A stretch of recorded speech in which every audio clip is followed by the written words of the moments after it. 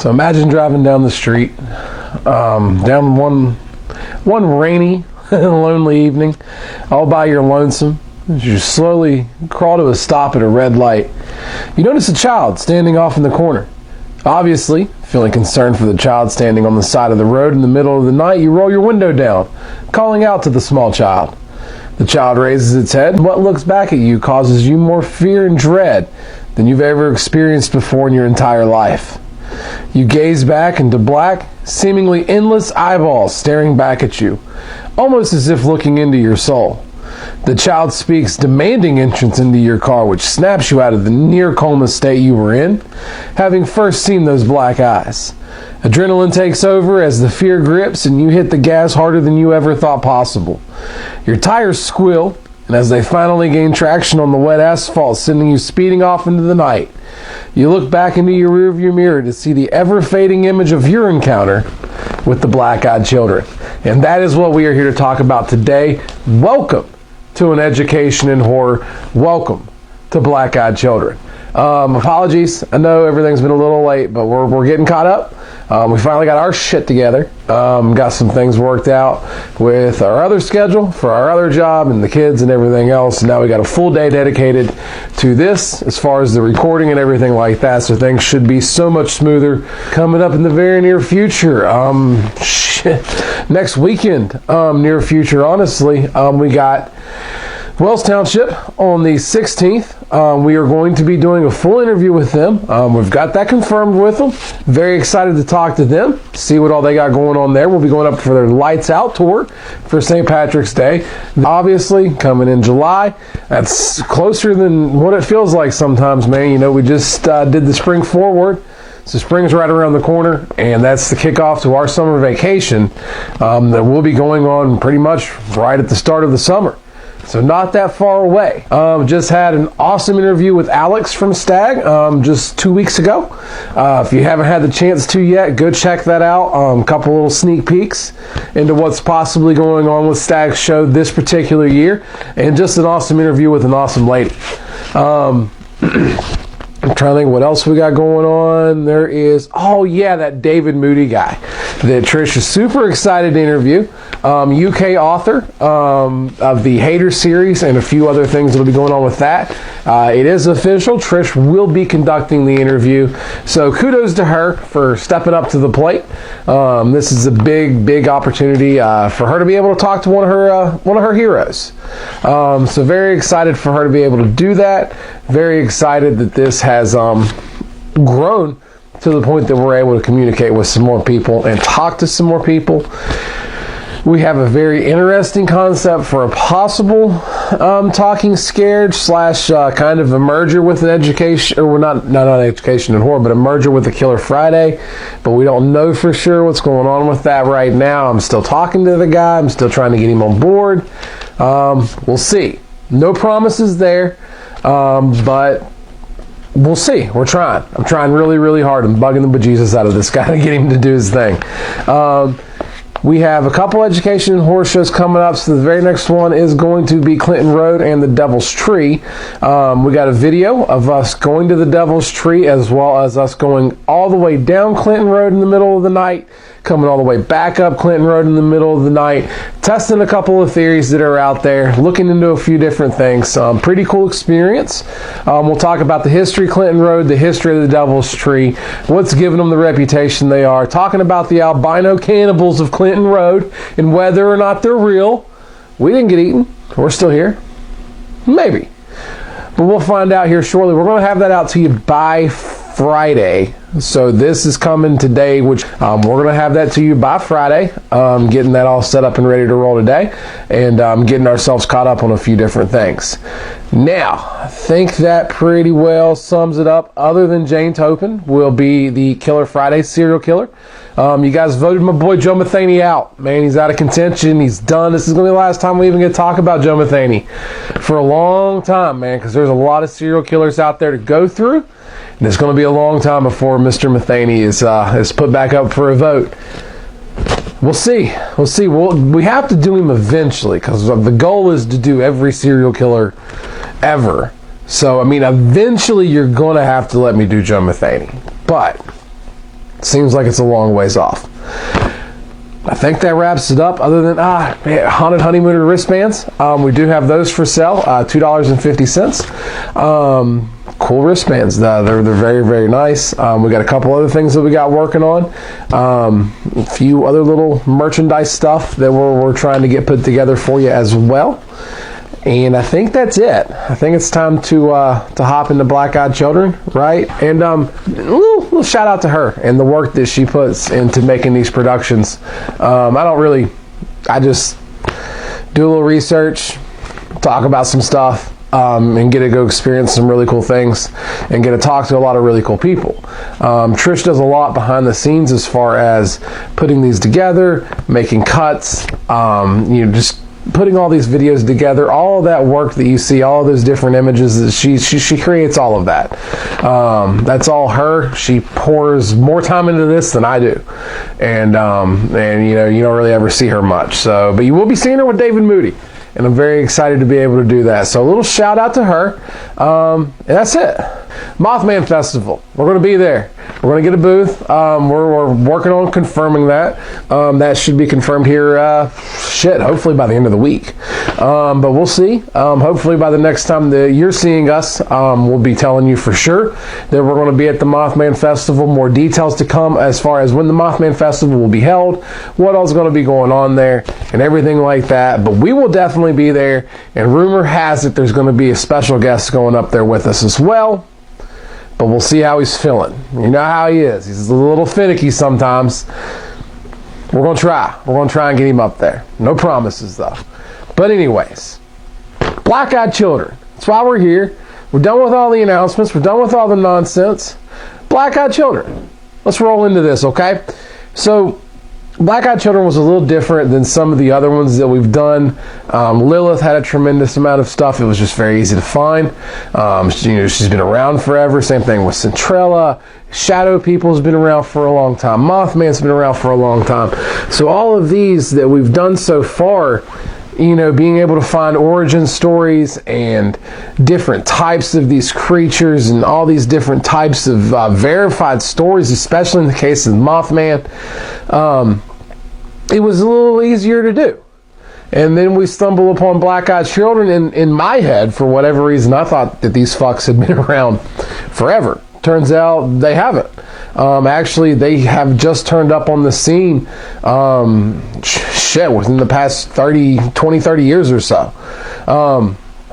So that was kind of a little unexpected for me right offhand. And we're going to get into that origin story a little bit right offhand, actually. So, tabloid coverage of these creatures has claimed the tales of Black Eyed Children have existed since the 1980s, or even since the 1950s. Most sources indicate that the legend originated, though, in 1996 postings written by Texas reporter Brian Bethel on a ghost-related mailing list relating 2 alleged encounters with black-eyed kids.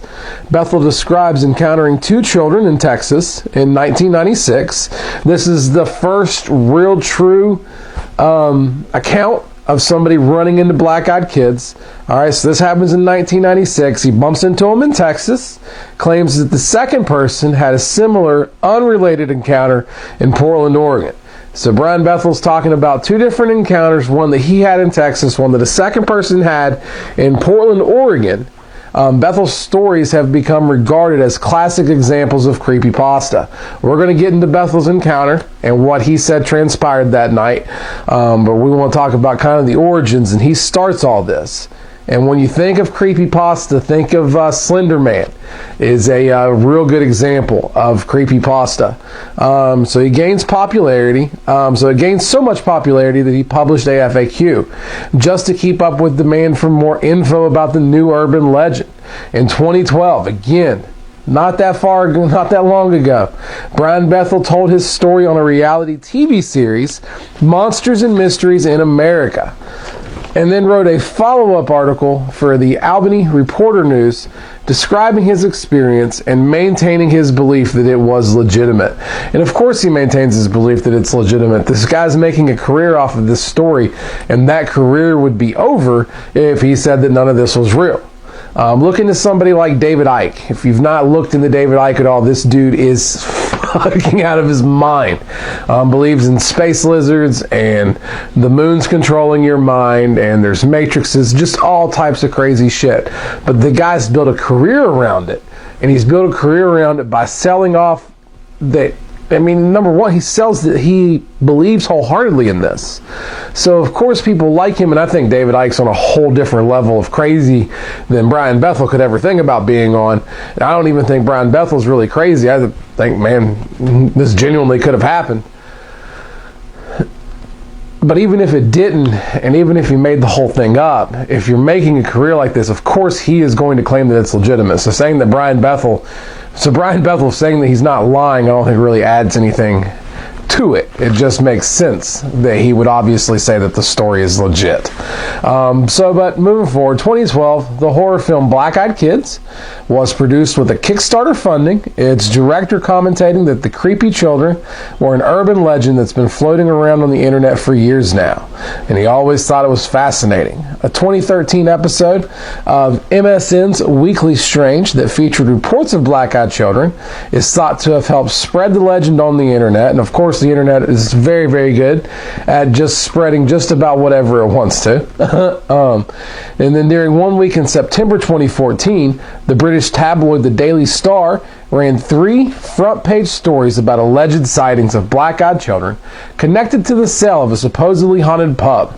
The paper claimed a shock rise in sightings around the world. Alleged sightings are taken seriously by ghost hunters, some of whom believe black-eyed children to be extraterrestrials, vampires, or ghosts. Personally, I believe the black-eyed children, if they are real, and again, we kind of assume that they are, I think it's more of a demonic thing than it is vampires, ghosts, or anything like that. And when we get into the stories, I hope that you'll begin to see why I lean closer to that than I do this other stuff. I think that the vampires and the extraterrestrials, right there, those two are just complete nonsense. Maybe the extraterrestrials. Maybe a little more than the vampires. I think out of the 3, vampires is definitely on the bottom of the no fucking way list of what this is. Extraterrestrials is a real slim maybe. Ghosts, okay. I could see ghosts. Personally, I think demonic because of some of the effects. In the last story we'll get into, when somebody actually allowed these children into their home and the effect that it had on their family, I think will really kind of push home the fact of this being more of a demonic entity. But before we get into all that, let's get into Bethel's story. The story that started all of this, started the whole shebang, started Black-Eyed Children, 1996. Bethel says he's parked his car in front of a movie theater in the evening, making out a check to drop off for his internet provider, when 2 boys of age 9 to 12, wearing hoodies, knocked on his driver's side car window. Immediately gripped by an incomprehensible, soul-wrecking fear, having no idea why he suddenly felt the terror seeing the 9 to 12-year-old boys. He cracks his car window and learned that they wanted a ride home to get money to see the Mortal Kombat movie playing at the theater. That's one of those classic shitty movies. It's so good you can't stop watching it, and I've seen it a couple times. It's kind of a guilty pleasure. But anyways, wanted to go see the Mortal Kombat movie playing at the theater. Plausible enough, he thought, but although throughout the exchange, the irrational fear that he was experiencing continued to grow.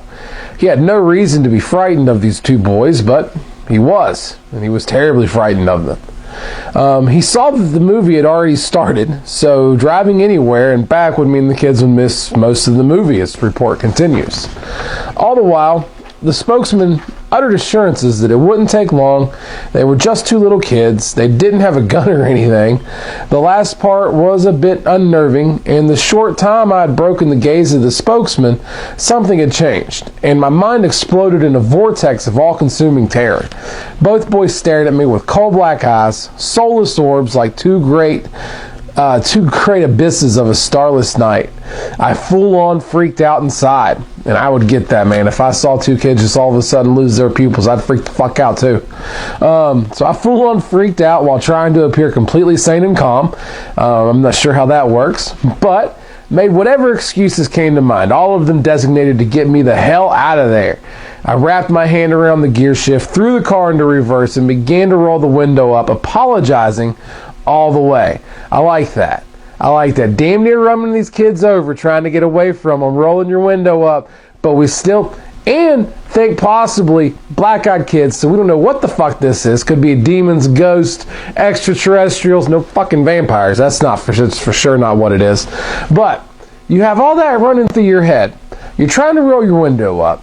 Probably, I hope, not trying to run the kids over, trying to avoid hitting the black-eyed children at least with your car, and you still have the time to be like, I am very sorry about how rude I'm being about all of this, but I have got to go because you all are creeping me the fuck out. So impressive manners on Brian Bethel's part to remember to apologize to the children that he was trying frantically to get the fuck away from as quickly as he could. He then goes on to say that his fear must have been evident. The boy in the back wore a look of confusion. The spokesman banged sharply on the window as I rolled it up, his words full of anger, maybe because you almost ran him the fuck over, echo in his mind even today. We can't come in unless you tell us it's okay. Let us in. And I think that Brian Bethel, if this story's made up, and I do lean a little closer to this being made up. I have a lot more faith in shadow people being real than I do this black-eyed children phenomenon. We are going to dive into it pretty hard here. But I think that he made that part there, that we can't come in unless you let us in. It's exemplified in every single story that we're going to get into with these black-eyed children. And we are going to get into some definitely creepy fucking stories. There's no doubt about that. It'll get into your head a little bit. At least that's our goal. That's our desire, is to scare the shit out of you a little bit today. So anyways, he drives out of the parking lot in blind fear. Surprised I didn't sideswipe a car or two along the way. I stole a quick look in my rearview mirror before peeling out into the night, and the boys were gone. Even if they had ran, I don't believe there was any place they could have hidden from view that quickly. So that is the original story that started it all. There were some different rumored experiences, a couple tabloid articles, stuff like that before Brian Bethel's story came out, but this is the one that's kind of the real true Kickstarter of the black-eyed children phenomenon. So that was Brian Bethel's story. Now, with black-eyed children, like we said before, new phenomenon, there's not a lot of real, true, genuine history that you can get into with it. So we're going to focus more on different stories that we've picked up across the internet, on different sources. And again, these are just people's accounts. Okay, so we don't know if there's any facts behind this or anything like that. This is what we were able to find on black-eyed children. And it was the most interesting ones that I could pick out for you after hours and hours and hours and hours and hours of reading. All types of different black-eyed children's stories. Some scary, some not, some plausible, some definitely not, some really good, and some really stupid. I picked out the best, I think. I think I got the best for you, and then we're going to end with a climax. The only story I found where somebody was dumb enough to let the black-eyed children in. And it has fucked with her and her family. I kind of accepted facts about black-eyed children. I use the term facts as loosely as you can possibly use the word facts when we get into these. But let's start. Number one, black-eyed kids will look like normal human children between the ages of 6 and 16, but with pale skin and completely black eyes. Additionally, people who have been in close proximity to black-eyed kids report a feeling of unease that washed over them. We heard about that in Bethel's story already. While nothing about the child's appearance, aside from the eyes, genuinely frightened the people, they still reported feelings ranging from anxiety to terror at just their simple presence. Some people have also reported seeing black-eyed kids that have talons. I have not ran into one single story about black-eyed kids having talons. Doesn't mean it's not out there. I didn't read every single one, I'm sure. But I did read a lot of them. And I didn't see anything about talons. So I kind of think this is just silliness. But it's on the list. But they have talons for feet or other demonic attributes. But most sightings are of seemingly normal children. As far as I can tell, all sightings are of seemingly normal children. Now, Black-eyed kids are also commonly described as wearing dated clothing or dressing in a manner that is not typical of a normal child of their age. Yes and no, from what I read. Black-eyed children always ask for something. That is very much a yes. Every story includes black-eyed children asking for something. It is always something that involves being in close quarters with you. They'll ask for a ride in your vehicle or to enter your home to use the phone. I got chills. It's weird. There are no reported stories of what happens when you let a black-eyed kid into your vehicle or home. And I can definitely say that one's wrong, because there is a reported story of what happens when you let a black-eyed kid into your home. And we're going to talk about it today. That's going to be our finale. That's going to be the finale. That one. Oh man, this lady fucked up. Parents of black-eyed kids? Oh, it gets fucking crazy.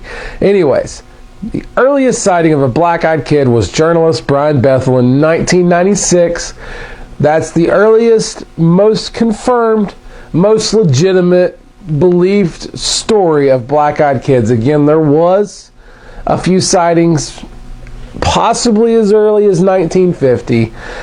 Definitely some tabloid articles in the 80s, but Brian Bethel again really kicked it off in 1996. The story has been added to internet creepypasta lore, but to this day Bethel insists the incident was real and happened exactly the way he reported, and we've already talked about that. Of course he fucking does. In 2014, a British paper reported that sightings of black-eyed kids around the world are rising. Probably. It's the age of the internet. The stuff gets out, and all of a sudden, every person under the sun's got a story of their particular experience with this new particular thing. So that's not really surprising. Of course they're going to rise. Of course, absolutely, yes. It's as obvious that they're going to rise as it is that Brian Bethel's not going to come out and say he's a lying asshole. So it all makes, yes, of course. Theories about the black-eyed kids are that they are vampires, aliens, ghosts, or of demonic origin. Again, we've talked about this. Hit it one last time. As far as the ranking system that I believe with black-eyed children, vampires is down here on the very, very bottom. And then you have extraterrestrials, possibly aliens, then ghosts, and then what I truly believe, demonic creatures. Personally, that's my belief. If they're real, they're demonic. Now, story time, motherfuckers. We've got some pretty cool stories about black-eyed children that we're going to go over. These are a little creepy. They are some good storytelling by some of the different people that have that sent these in. It's very cool. Very cool stories. Very excited to share these with you. And we're going to get into the very first one. The very first one, Midnight Caller. It almost felt like a dream. I woke up to my dog Lucy barking. She was upright on the bed, where my husband and I were sleeping with our 22-month-old daughter, staring at our door like an unknown stranger was out there rummaging around. I thought she was just freaking out over a house noise. We'd only had her for 3 months, and she was still a puppy. It could have been anything: a roommate, a creak from the house settling, the awnings moving outside in the breeze. I wasn't really too concerned initially.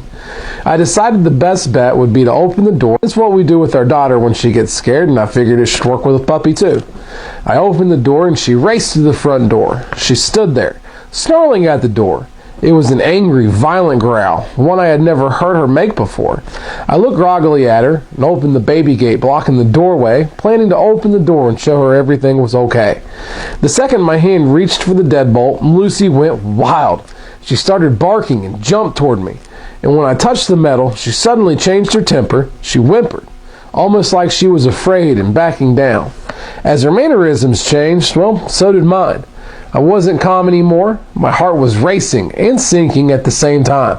I had been flooded with a mixture of fear and dread. I looked through the peephole, and I can't explain why I looked, but I did. And outside were 2 kids. One was just a smidgen shorter than me, didn't look much younger. I'm 21, and she looked to be 16 or 17. She was slender and pale. Her hair was a slight shade of honey blonde, and she wore it long, about mid-back, with long, thin, blunt bangs in the front that covered most of her eyes. She wore jeans, a light wash that's popular right now, and a thin-looking olive-colored pullover style hoodie. It's kind of interesting that they seem to be wearing modern clothing in this one. A lot of them do have them in dated clothing, but moving forward. She held the hand of a small girl who looked to be around 3 or 4 in the same style jeans and a button-down ivory cardigan. The smaller one looked at the floor shyly, but had the same shade of hair tied back in a ponytail. She held a stuffed toy under her free arm, and it was identical to one my daughter has. That's kind of creepy right offhand. As was their style of dress. Had it not been for the feeling of overwhelming dread and fear, I probably would have asked these children in and given them some tea or hot chocolate to get them out of the bitter cold. Something about them seemed off, though, and at this point I hadn't made any noise. I hadn't shushed the dog or grumbled, nothing. I hadn't turned on any lights. These kids had absolutely no indicators I was at the door. And that's when the older one spoke. She had a voice that was mature, confident, strong, and accentless. She held her head tilted downward, and I couldn't see her eyes. She said, "We have to use your phone." I stood frozen in fear. How did she know I was there? She raised her head to face me directly, and that's when I saw her eyes. There was a reason I couldn't see them through her bangs before. They were black as night, or midnight blue, or a dark, dark purple, but they were definitely otherworldly, she said. And then she spoke again. "Our mother is worried." As someone who's always been interested in creepy stories, I knew what she was the second she looked at me through the door. And I will pause for just a second and say that while sometimes I know, especially myself, I cast a little more doubt on some of these things, I love researching it. And I love trying to get to the bottom of to get to the truth behind the story and the facts behind it and everything like that.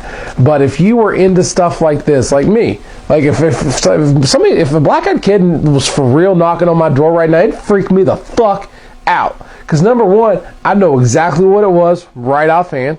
All right, that's not a good situation to have a black-eyed kid in your presence, period. All right, so I sympathize with that.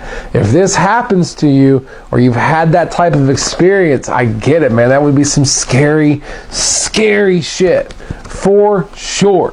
But moving forward, she says the same thing, kind of like me. I've never been one to believe in these things. As a staunch atheist, I hear you, girl, and skeptic when it comes to the paranormal, I had written off many a ghost story from friends and family members eager to tell their tales. I didn't believe it. Still, I couldn't rationalize my way out of this one. I was standing with nothing but a thin wooden door between me and a black-eyed kid. There was no questioning what was right in front of me. I did not answer her. Slowly and silently, I backed away from the door, Lucy still cowering at my ankles. Girls kept on talking. "Just let us in to use your phone." I took another step back, and with that step, the tone changed. At first, she seemed polite. When I took that second step back, she became commanding, almost hostile. "We're not going to hurt you. If we wanted to do that, we would have broken in. I'll ask again. May we come in and use your phone?" Lucy snarled at the door, and I inched backwards, though something inside me seemed to be slowly pulling me back toward the door. It wasn't a physical pulling so much as a subconscious need to go back and let them in. I got to my room, covered up the window, locked the door, and sat there in the dim light of the nightlight. I heard her call me back to the door once more, and then quiet, and holy shit, fuck that. You're already terrified. They seem like they're watching you from inside your own fucking house and see what you're doing and respond likewise. And then you get to what little safety you could possibly feel that night in your own bedroom. And now this black-eyed, demonic little fucking child shithead demon is trying to call you back down to the door. Fuck all of that. That is absolutely terrifying. If this is legit, you have to feel awful for this lady, man. What a shitty night. So again, she hears her call her back once more, and then quiet. I didn't go back to sleep that night, no shit, and I haven't slept right since. I know from reading about them that black-eyed kids can't just come in without permission. That does seem to be true. I know they haven't hurt anyone. That is not true, but I still fear I'll be the exception. When I told my husband, he said it was just a dream. Asshole. Man, listen to your spouse. Trust your instincts. Trust each other. Shit, man, don't just disqualify shit like that. But anyways, he keeps telling me to forget it, but this lingering feeling of sadness, this dread when the house is silent at night, this fear of a knock at the door, this tells me otherwise. And I feel like, man, that'd even give you a little PTSD, man. Anytime that anybody would knock on the door, especially at nighttime, probably gonna freak you the fuck out for the rest of your life. And you can thank the Black Eyed Kids for that. So that was our first story. Now we're going to jump into the second story here. This incident took place about 13 years ago. I had just moved to a new city with my wife. We were small town newlyweds from the Midwest. We moved cross country to one of the biggest cities in the Southwest so I could attend graduate school. Being naive and new to city living, I habitually answered the door without a second thought. Never again after this. The first thing that should have tipped me off to the peculiarity of this situation was the fact that someone was knocking at 6 in the morning. The second thing that should have dawned on me is this kid had to reach over a rather tall patio gate to unlatch and open it. The knock at the door was startling. My wife and I were getting ready for work, which was a pretty normal routine. The moment I opened the door, I was overtaken with an inexplainable sense of fear. To this day, I can picture him. Teenager. Average height, average build, knee-length black leather coat, short black hair and sunglasses. The sunglasses at 6 a.m. struck me as odd, and even more odd, he was eating an apple. He was very polite and asked if he could come in and warm up. I said no, closed the door and slid the security chain into place. Good fucking call. A moment later, another knock. I opened the now chained door, and before I could speak, he asked again if he could come in and warm up. No, I replied, and attempted to close the door. Before the door could shut, he put his hand out, stopping the door on its hinges. He looked directly into my eyes, still wearing his sunglasses, and said, "Can I at least get some ketchup for my apple?"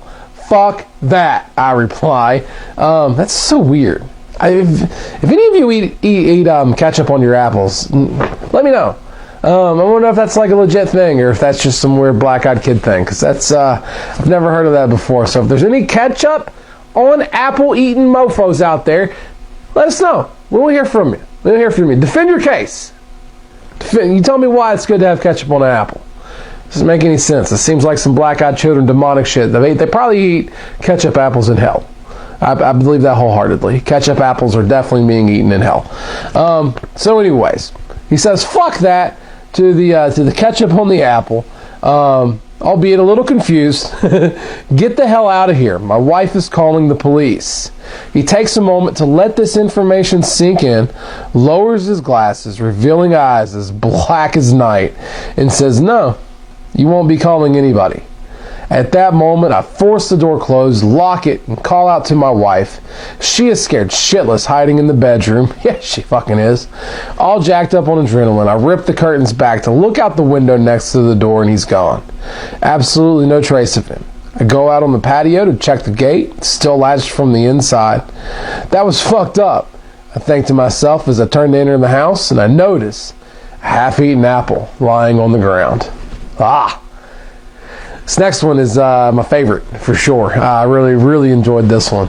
So, cold October evening, not too far off from Halloween. I remember sitting in my room. The evening was slowly creeping by, so I decided to go to the corner store. It was only 3 blocks. Shouldn't be much trouble, right?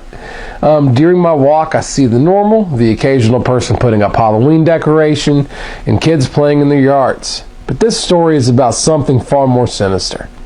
I remember seeing 2 teens about age 14 knocking on a door asking to use the phone, which of course I thought was weird because most teens these days have phones. As I kept walking, they stopped and stared at me for a short moment. I felt the blood in my veins chill. I felt so creeped out, I hurried my ass up to the next block.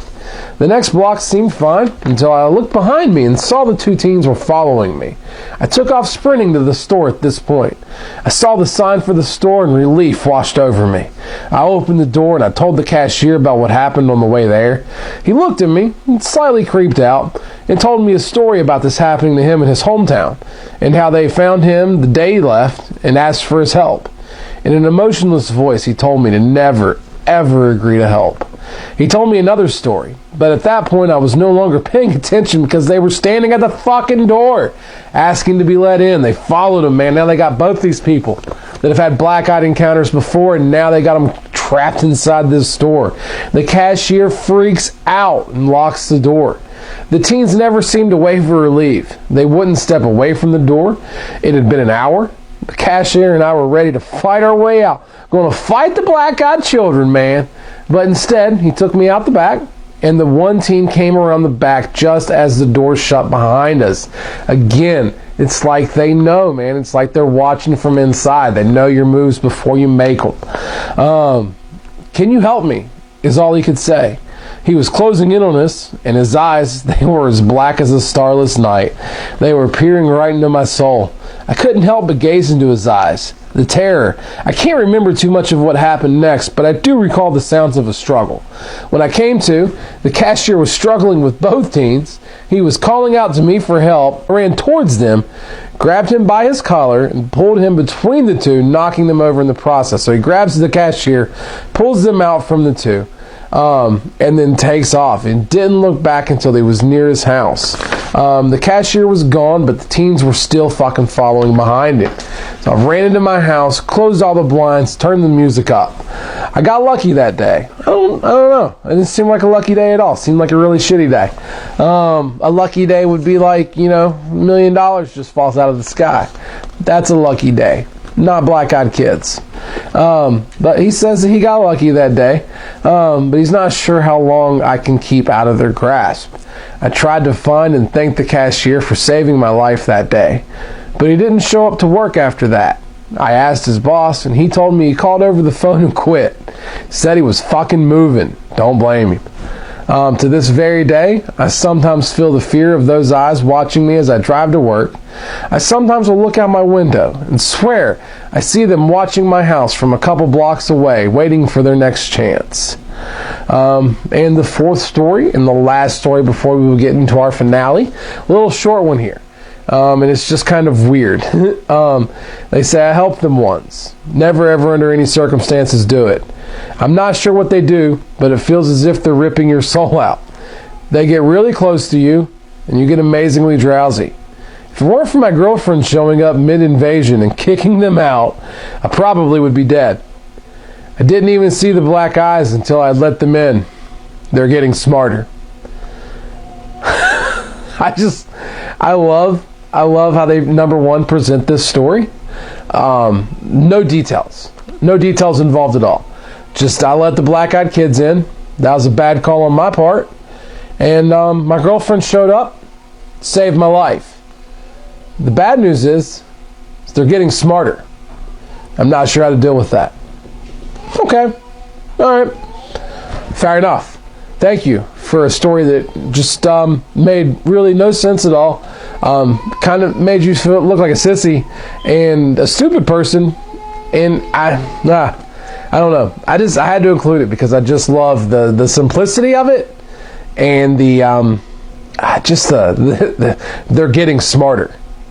I didn't know that a lack of intelligence was a problem to begin with, but apparently so.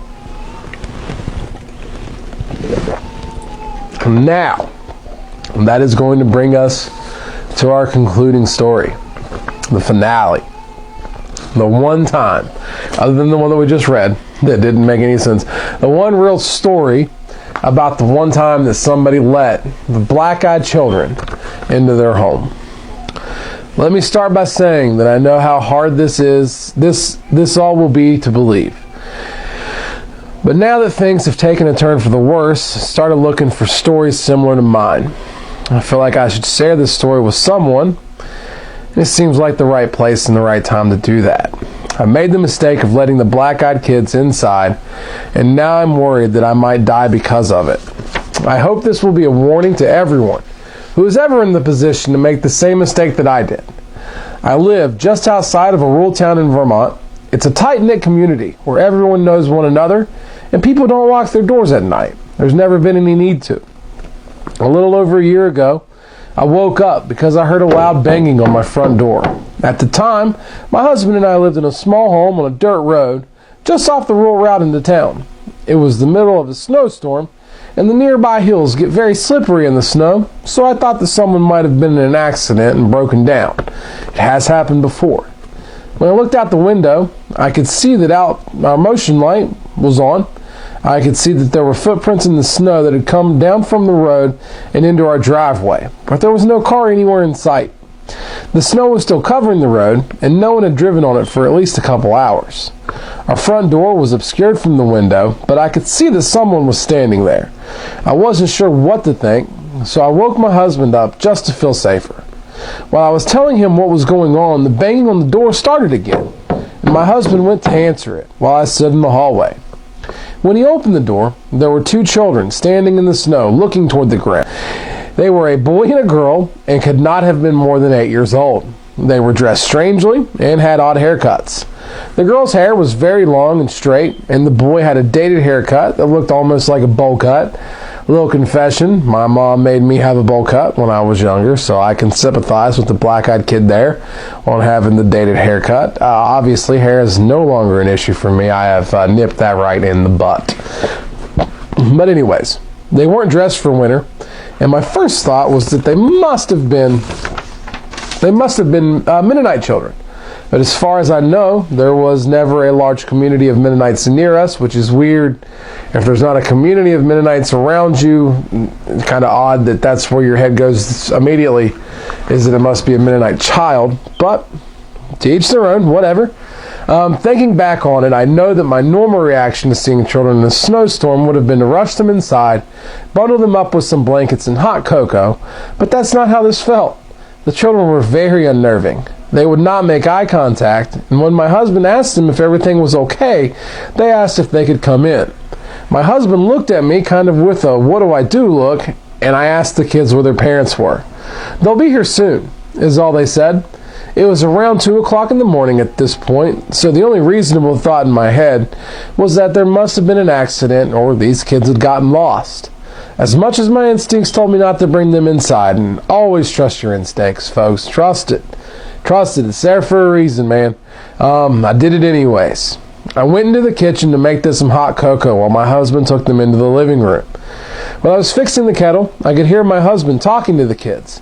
He was asking them if they were okay, where they came from, how far they walked, if their parents' car was broken down, things like that. But they always answered, "Our parents will be here soon." They spoke in a sing-songy voice, whatever the fuck a sing-songy voice is, and they weren't afraid to be in a stranger's home at all. I started to notice that our cats, we had 4, were all hiding, except Pigeon. Pigeon the cat, who was in the kitchen with me. Normally our cats are very curious and friendly, and we have to be careful they don't run out the door when we leave. This time, none of them even tried to see who was here, which I thought was very strange. As well, all the hair on Pigeon's neck was standing up and his tail was puffed out while he looked in the living room. When I bent down to pet him and see what was wrong, he hissed and started growling and backed up until he had hit himself under the kitchen island. And I've never seen him do that before. When I walked back into the living room, the kids were sitting on the couch as still as can be, but my husband was holding his head in his hands, and this is where the bad stuff starts. I asked him what's wrong, and he just said that he felt very dizzy all of a sudden, but that he was fine. I turned back to the children and gave them their cocoa, but then they looked at me, and I gasped. It took everything inside of me not to drop the mugs and run away. When they looked at me, their eyes were completely black. They had no whites, just giant black pupils. Fuck that. When they saw that I was scared, they stood up and asked if they could use the bathroom. I tried to be as composed as I could be and showed them down the hall. They went into the bathroom together, and I hurried back to my husband to ask him if he had seen their eyes as well. He had seen them too, and said that it looked like his brother's badly bruised eyes after a car accident. We were in the middle of talking about whose children they could be when my husband's nose started to bleed. He never had nosebleeds as long as I had known him. I just knew inside myself this had to have something to do with the kids in my bathroom, and I started crying while I ran to get my husband some tissues. That's when the power goes out. I heard my husband yell my name from the living room, and as I started to walk back through the hallway, I stopped dead in my tracks. The 2 children were standing at the end of the hallway. They weren't moving, and I have never been so scared in my whole life. They just stood there in the dark, staring like some creepy little shitheads. After what felt like forever, the boy said, "Our parents are here." Oh, man, the hell with all that. I don't want to meet their fucking parents either. So they walked to the door, opened it, and walked out, leaving it wide open. My husband jumped up to go close it and almost fell over. We looked out the window and saw two men standing by a black car idling at the end of our driveway. The men looked like they were wearing black-colored suits and were very tall, at least 6 foot. When my husband waved at them, they just stared at us and got into the car and drove off. Our power came on about half hour later, but nothing was really ever the same after that. Over the next few months, 3 of our cats went missing. We can only assume that they ran away somewhere and never came back, but the worst thing was coming home to find Pigeon. Poor Pigeon. Pigeon gets it rough, man. In a puddle of blood on the living room floor. He looked like he had been vomiting blood, and the vet told us that he had some kind of hemorrhage. After my husband's nosebleeds became a regular occurrence, we went to see the doctor. He didn't know what to make of it, other than maybe some dry nasal passages, but my husband was also diagnosed with aggressive skin cancer. When the doctor asked us if he used tanning beds, we both thought he was joking, but apparently this kind of melanoma is linked to overuse of indoor tanning. The doctors think he will recover, but don't understand how it got so bad so quickly. My husband has never worked an outdoor job and spends relatively little time in the sun. Since we let the black-eyed kids inside our home, I've also suffered from regular dizzy spells and nosebleeds on a regular basis. I've also had other issues which I don't want to mention here, but trust me when I say that I am suddenly in the worst condition of my life and no one can do anything about it. I know that all of this is because I let the black-eyed children into my home. We've told everyone we could about the strange kids that showed up that night, but no one else ever saw them, and some laugh at how scared we were of the Mennonite kids. But we know what we saw, and I wish my husband had never ever opened that door. And ladies and gentlemen, that is going to conclude an education in horror, black-eyed children. We hope you enjoyed, and we'll be seeing you again here very soon. Have a good night.